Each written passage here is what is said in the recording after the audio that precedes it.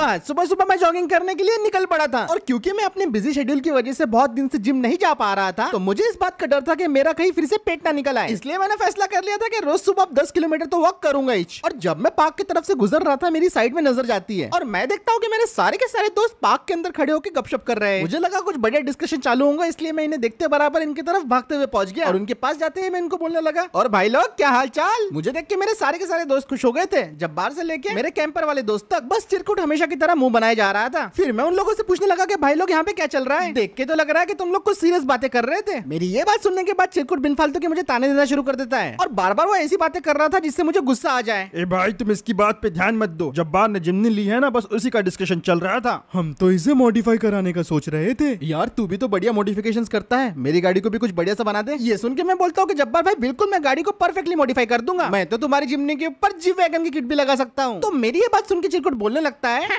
बिकाने की औलाद और सोच भी क्या सकते हैं, जिमनी से जी वैगन। देख भाई बिन फालतू का माँ बाप पे मत जाया कर बार बार। अच्छा ऐसा क्या, बहुत पर निकल आए तेरे, एक बार फिर से तो बोल, तो क्या बोल रहा था, मेरे को सुनाई नहीं दिया, बोल के तो जरा बोल बोल। मैंने बोला कि बार बार माँ बाप पे मत जाया कर। चिरकुट और मेरी बहस शुरू हो गई थी और ये बहस और भी ज्यादा आगे बढ़ती जा रही थी।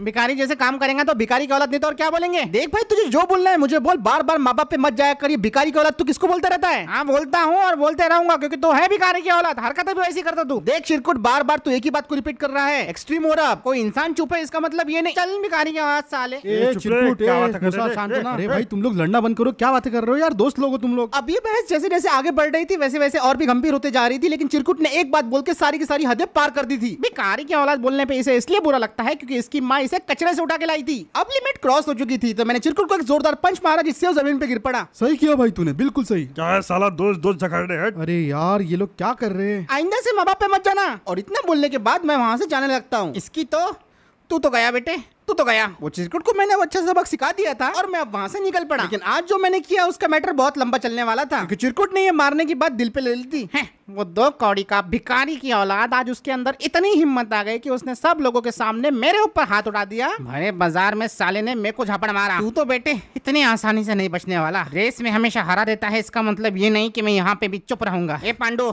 इंस्टा पे स्टोरी लगा, स्टोरी में लिख, भिखारी की औलाद में नहीं दम, हम किसी से कम। हाँ भाई हो गया। और स्पेशली उसको टैग करना मत भूलना, उस बेकारी की औलाद को। अब यहाँ मैं अपने घर में बुलेट की साफ सफाई कर रहा था, तभी मुझे इंस्टाग्राम का नोटिफिकेशन आता है कि चिरकुट ने मुझे स्टोरी में मेंशन किया है। और जैसे ही मैं उस स्टोरी ओपन करके देखता हूँ तो मुझे और भी ज्यादा गुस्सा आ जाता है। ये पर्सनल बातों को पब्लिक में लेके जा रहा था और मेरा भी अब दिमाग टोटली आउट हो चुका था और इस बार मैं भी चुप नहीं रहने वाला था। तो फिर मैंने भी अपना फोन उठाया, इंस्टाग्राम लाइव चालू कर दी और कुछ ये बोलने लगा, ओए चिरकुट के बच्चे, पिछली बार जो तेरे को लाफा मारा था शायद उसकी वजह से तेरा दिमाग जगह से हिल चुका है, इसीलिए साला तो इंस्टाग्राम पे आके अंडे होना कर रहा है। को तूने सोशल मीडिया की कंट्रोवर्सी करने वाला समझ के रखा क्या? जो बात है आमने सामने मुंह पे आके बोल। देखो फिर जिसको लेके आने का लेके आ, अमरावती वाले को लेके आता क्या, अकोला वाले को लेके आ, लेकिन मरद बन मरद ये क्या सोशल मीडिया पे। अभी मैं रिप्लाई दूंगा, फिर तू रिप्लाई देगा, फिर भाईचारा ऑन टॉप कर लेंगे। हट। और इतना कह के मैंने अपनी लाइफ को खत्म कर दिया। अब मुझे थोड़ी शांति मिल रही थी, चिरकुट का बच्चा अगली बार से इंस्टा पे स्टोरी डालेगा ही नहीं। फिर उसके बाद मैं अपने घर के अंदर चले जाता हूँ और अब मुझे अपने ऑफिस के लिए तैयार होना था, तो मैं सोच रहा था कि भाई कौन से कपड़े पहन के जाऊँ। और जब मैं ये सब कर रहा था तभी इतने में मुझे एक अननोन नंबर से फोन आता है। मुझे देख के लग रहा था कि चिरकुट से रिलेटेड कुछ हो सकता है, फौरन फोन उठाता हूँ और दूसरी तरफ चिरकुट था जो मुझे बोल रहा था, बेटा जो तूने इंस्टाग्राम पे स्टोरी डाली है ना 24 घंटे के अंदर उसको डिलीट कर दे। ये सुन के मैं बोलने लगता हूँ चिरकुट को कि मैं स्टोरी डिलीट करूँ तो करूँ क्यों, तो अंडी होना कर रहा था इसलिए मैंने रिप्लाई दिया। तो फिर चिरकुट मुझे बोलने लगता है, देख बेटा देखो आखिरी मौका दे रहा, तो स्टोरी डिलीट भी करेंगे और माफी भी मांगेगा, और नहीं मांगा ना तेरी ऐसी की हाँ तो क्या धमकी दे रहा तू मेरे को, जा साले, ना मैं स्टोरी डिलीट करूंगा और ना ही मैं तेरे से माफी मांगूंगा, जो उखाड़ना है उखाड़ ले।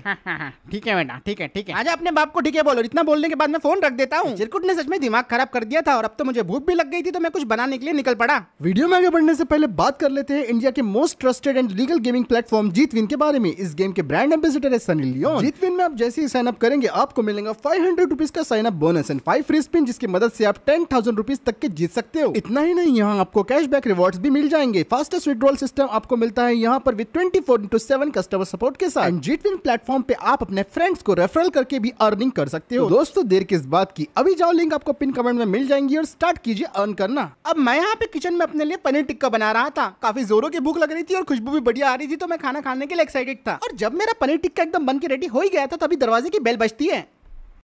अब मैं सोचने लगा कि ये टाइम पे कौन आ सकता है, आज तो छुट्टी का दिन भी नहीं है कि कोई मेहमान आ जाए। तो मैं चेक करने के लिए फटाफट अपने दरवाजे की तरफ जाने लगता हूँ और जैसे मैं दरवाजा खोलने ही वाला था तभी मुझे ख्याल आता है कि क्यों ना पहले पूछ लिया जाए कि बाहर कौन है। तो मैं दरवाजे पे हाथ रख के पूछता हूँ कौन, पर बाहर से जो आवाज आती है उसे सुन के मेरे होश ही उड़ जाते हैं।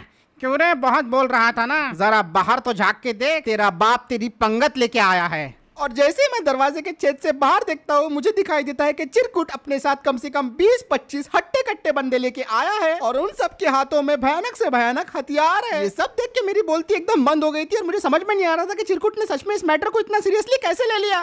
महाराज साले, क्यों भाई फट गई क्या बोल रहा था रे लाइव में? अकोला वालों को लेके आ, अमरावती वालों को लेके आ गया बेटा, अब तो आ तो सही बाहर, क्यों फट गई क्या? लगता है ये बाहर नहीं निकलेगा, मैं जानता हूँ क्या करना है, दरवाजा तोड़ो। ओ भाई ठीक है, दरवाजा तोड़ो रे, तोड़ो दरवाजा।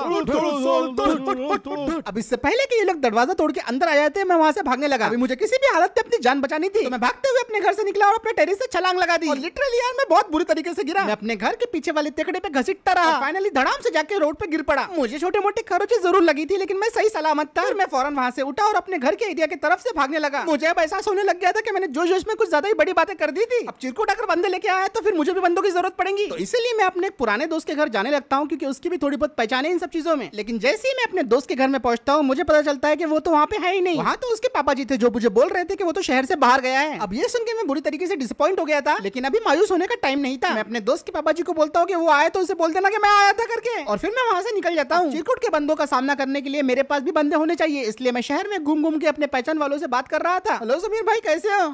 चिचा क्या बोलते? अरे तुम परेशान दिख रहे यार। अरे क्यों भाई, लवर छोड़ के भाग गई क्या? यार बहुत बड़ा मैटर हो गया यार, मुझे बंदों की जरूरत है, क्या तुम लोग मेरी मदद कर सकते हो? देखो चिचा, वो काम अपन ने कब का छोड़ दिया है, वो गलत रास्ता है, गलत रास्ते पे अपन नहीं चलते। अपन ने सारे गुनाहों से तौबा कर ली, एकदम सारे गुनाह करना इतनी अपने को। यार ऐसा मत बोलो, मुझे सख्त जरूरत है अभी तुम लोगों की मदद की। ओ चिचा, काय को वायलेंस करने का, पुलिस पकड़ के लेके जाएंगी। अरे पर मेरी बात तो सुनो। ओ चिचा जान दो, मेरे को टाइम हो रहा, अभी फिलहाल मैं चलता हूँ। अब यहाँ से तो मुझे कोई मदद नहीं मिल रही थी, तो मैं भागते भागते वहाँ से निकला और मैं काफी ज्यादा घबराया हुआ था। मुझे जल्दी से जल्दी बंदे इकट्ठा करने थे, वरना चिरकुट के बंदे मेरा जीना मुश्किल कर देंगे। मैं भागते भागते अपने एक और दोस्त के पास पहुंचा, लेकिन वहाँ पे पहुंच के देखा तो मुझे पता चला कि वो तो ऑलरेडी किसी से लड़ रहा है। साले कल पैसे दे देना। अरे दे दूंगा, दिमाग मत पका। अरे भाई तू यहाँ पे कैसे, क्या बोलते भाई? सब बढ़िया भाभी, अभी कैसे? बड़ा मैटर हो गया भाई, मुझे बंदे चाहिए, क्या तू मेरी मदद कर सकता है इसमें? भाई मेरे खुद के लगे हुए कर्जों की वजह से मैं तेरी क्या मदद करूंगा यार। मेरा ये दोस्त भी मेरे काम में नहीं आ सकता था, तो मैं वहाँ से भी निकल ही जाता हूँ। और फिर मैं भागते भागते अपने एक दूसरे दोस्त के पास पहुंचता हूँ और फिर उससे बात करने के बाद मुझे थोड़ा सा सुकून मिलता है, क्योंकि वो मुझे बोलने लगता है, यार तू तो बहुत ही बड़ी प्रॉब्लम में फंस गया है, लेकिन कोई दिक्कत नहीं, एक आदमी है जो तेरी मदद कर सकता है। और वो आदमी कौन है भाई? उसका नाम है पाशा भाई, और वो तेरी मदद जरूर करेगा, फिक्र मत कर, अपने जान पहचान गई। ये सुनने के बाद मैं अपने दोस्त को थैंक यू बोलता हूँ और उसे बोलता हूँ कि जल्दी से जल्दी मुझे पाशा भाई के पास ले चलो। अरे फिकर नॉट यार, अब भी चलते हैं पाशा भाई के पास, चल गाड़ी में बैठ जा। फिर उसके बाद मैं और मेरा दोस्त उसकी गाड़ी के अंदर बैठ जाते हैं। पैसेंजर की सीट उधर है भाई। अरे सॉरी, इंडियन कार की आदत लग चुकी है मुझे। फिर उसके बाद मैं गाड़ी का दरवाजा खोलता हूँ और गाड़ी के अंदर बैठ जाता हूँ। उसके बाद मेरा दोस्त गाड़ी को स्टार्ट करता है और गाड़ी को लेके हम दोनों के दोनों निकल पड़ते हैं सीधा पाशा भाई के घर की तरफ। अब मैं बस ये उम्मीद कर रहा था कि पाशा भाई मुझे चिरकुट के गुंडों से बचा ले, और मुझे तो अभी तक यकीन में नहीं आ रहा था कि सच में चिरकुट मेरे साथ ये सब कर रहा था। अरे भाई तू बिल्कुल एकदम फिक्र मत कर, मैं बोल रहा ना, पाशा भाई सब कुछ संभाल लेंगे यार, बड़े बड़े लोगों को उन्होंने ठिकाने लगाया है, बस थोड़े से पैसे वैसे तैयार रखने का कोई इशू नहीं है। अरे भाई तुम लोग बस मुझे मुसीबत से निकाल दो, दे दूंगा मैं पैसे। और फिर उसके बाद आधा घंटा ड्राइव करने के बाद फाइनली हम पहुंच जाते हैं पाशा भाई के घर पे, जो नूना जंगल के पास उनका एक रिजॉर्ट था, तो हम वहीं बैठ के बातें कर रहे थे। अच्छा तो तेरा मसला ये है कि जान से मारने के बातें कर रहे पोट्टे? हाँ पाशा भाई, एक नहीं दो नहीं, पूरे 20-25 पोट्टे हैं। और वैसे कौन से वाट के पोट्टे हैं वो शायद से छिजोरी वाट के पोट्टे यार, बहुत सारे पोट्टे पीछे पड़ गए मेरे। यार पाशा भाई, इसका चिरकुट दोस्त अकोला अमरावती के पोट्टे लेके आ गया, प्लीज उसको बचा लो यार। क्या कहा, अमरावती के पोट्टे है? इसका मतलब तो कोई बड़ा मैटर है। कहीं तूने गलती से ये तो नहीं बोला था ना अमरावती और अकोला के पोट्टे चल रहे अपने को? अरे बाता बाता में बोल दिया होगा उसने, अमरावती में अपने पहचान के भी है। देख रहे बाबू, तू टेंशन मत ले, तेरा मैटर अब हमारा मैटर है। बस पाशा भाई है ना, तू इस पे भरोसा रख, कितने भी पोट्टे आंदे अपन बचा लेंगे तेरे को। अभी मैं व्हाट्सएप पे मैसेज डालता, पूरे पोट्टे आ जाते अपने। ए फैजल, एक काम कर, वहाँ के दरगाह वाट के पोट्टे खड़े रहते ना, उनको लेके आ जाए। ओके पाशा भाई, अब भी जाता हूँ और उन पोट्टों को लेके आता हूँ। उसके बाद मेरा दोस्त अपनी गाड़ी में बैठ जाता है और दरगाह वाट से पोट्टे लाने के लिए वहाँ से निकल जाता है। फाइनली पाशा भाई से बात करने के बाद मेरी जान में जान आई थी। अब तो इस चिरकुट की खैर नहीं होने वाली थी। वो मुझे बंदों का डर दिखा रहा था, लेकिन अब मैंने उससे भी ज्यादा बंदे बुला लिए थे अपने लिए। पाशा भाई जैसा नेक इंसान बड़ी मुश्किल से मिलता है, तो मैं उनसे पूछने लगता हूँ कि पाशा भाई आपका मैं एहसान कैसे चुकाऊंगा, तो वो मुझे बोलने लगते हैं, अरे एहसान जैसी कोई बात नहीं है बेटा, तू तो मेरे बच्चे जैसा ही है। अरे छिचोरी वार्ड, ये वहाँ पे तो इनके जवाई रहते ना शायद। अब उसके बाद पाशा भाई ने मुझे बोला कि थोड़ी देर तक यहीं पे खड़े रहो, पोट्टे आते ही है, और फिर उसके बाद अपन मैटर सॉल्व करने के लिए जाएंगे। अरे किसका कॉल आ रहा? अरे मेरे मिसेस का कॉल आ रहा। बाबू तू इधर रुक, कहीं मत जाना, मैं आता हूँ जरा। देख ठीक है पाशा भाई, कोई दिक्कत नहीं है। और फिर उसके बाद वहाँ से पाशा भाई पे चल जाते हैं और वो बोलते हैं कि मेरा इंतजार करना। अब मैं बस यहाँ पे जंगल के बीचों बीच खड़े रह के पाशा भाई के आने का इंतजार कर रहा था, लेकिन तभी मुझे पीछे से एक आवाज आती है। अबे कहाँ जा रहा है सड़ी हुई के? और ये आवाज सुनने के बाद जैसे मैं पीछे पलट के देखता हूँ तो मेरे पैरों तले जमीन खिसक जाती है। मुझे दिखाई देता है कि चिरकुट अपने सारे के सारे गुंडे लेके बिल्कुल मेरे सामने खड़ा हुआ है। और हैरानी की बात तो ये थी कि पाशा भाई भी चिरकुट की गैंग में बाजू में खड़े थे। लगा लगा लगा लगा शौक लगा। पर पाशा भाई आप तो मेरी मदद करने वाले थे, इनके साथ कैसे? अरे बाबू तू जब से जिसको चिरकुट चिरकुट चिरकुट बोल रहा ना, वो मेरा सग्गा जवाई है। क्या कहा? जवाई है आपका? और ये जितने पोट्टे दिख रहे हैं ना, ये भी पूरे मेरी ही है, फुपेले खलेरे सब। हाँ, तेरी कितनी किस्मत खराब कि मेरे ससुरे के पास मदद मांगने पहुंच गया। तुम तो हईच पागल, अमरावती पे भी जा रहा था रे। और सड़ी हुई का अकोला पे जा रहा वो। अब ये सारे के सारे मुझे हथियार लेके मारने के लिए आ ही रहते, तभी चिरकुट बोलने लगता है। सब के सब रुक जाओ, सबसे पहले तो मैं इसे एक झापड़ मारूंगा और अपना बदला पूरा लूंगा, फिर तुम लोग इसको करना जो करना चाहते हैं। फिर उसके बाद चिरकुट एक रॉड लेके मेरे पास आता है और मुझे बोलने लगता है। क्या बोल रहा था इंस्टाग्राम लाइव पे? अब बोलना, फट गई लगता है अभी। चिरकुट के हाथ में वो भयानक रॉड थी और वो मुझे उसी से झापड़ मारने वाला था। चिरकुट पूरी तरीके से पागल हो चुका था और उसकी आंखों में देख के लग रहा था कि वो तो अब मुझे जिंदा नहीं छोड़ने वाला। मेरे पास कोई और चारा नहीं था और मैं अपनी हार को एक्सेप्ट कर चुका था। लेकिन तभी मुझे पीछे से एक हॉर्न की आवाज आती है और जैसे ही मैं पलट के देखता हूँ तो मुझे दिखाई देता है कि जंगल के बीचों बीच से एक तेज रफ्तार अजीब से ऑल्टो आती है और बिल्कुल मेरे सामने आके खड़े हो जाती है। मैं हैरान हो गया कि ये सब क्या हो रहा है। हाँ, ये अपना पुट्टा है क्या? लेकिन उस ऑल्टो से बाहर निकलता है मेरा दोस्त लाला भाई। अरे बाबा लाला उर्फ लमार। क्या रे बाबा, क्या लगा रहे तुम लोगों ने? ये मेरा वही दोस्त है जिसके पास मैं सुबह मदद मांगने के लिए गया था, लेकिन इसके पापा जी ने बोले थे कि ये शहर में गया है करके। क्या हुआ रे बाबा? अब्बा बता रहे थे तू घर पे आया था बोलते, और वैसे इतने लोग काहे को तेरे पीछे? तो फिर मैं अपनी लाला को सारी सिचुएशन एक्सप्लेन करना शुरू कर देता हूँ और सारी बातें सुनने के बाद लाला बोलने लगता है। देख बाबा, तेरा दुश्मन लाला का दुश्मन, रुक मैं देखता हूँ जरा।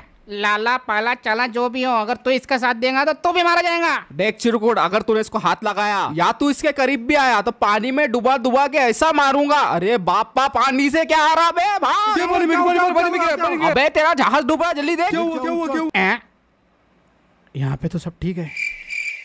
इस मौके का फायदा उठा के लाला ने अपनी गाड़ी को रिवर्स किया और उन लोगों का बहुत बड़ा वाला काटने के बाद हम अपनी गाड़ी घुमा के वहां से निकल पड़े।